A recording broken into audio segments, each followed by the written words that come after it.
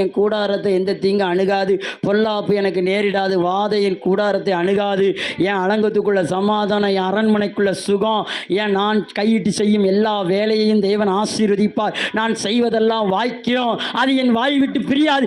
ஏன் புத்திமானா நடக்க மாட்டேங்க நீ? அப்போ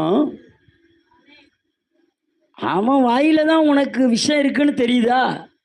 நான் சொல்றேன், உன் வாயில பவர் இருக்குன்னு நான் சொல்றேன், உன் வாயில ஜீவன் இருக்குன்னு நான் சொல்றேன்.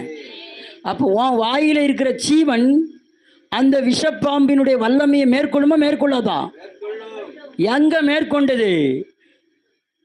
யாருடைய கோல் மேற்கொண்டது?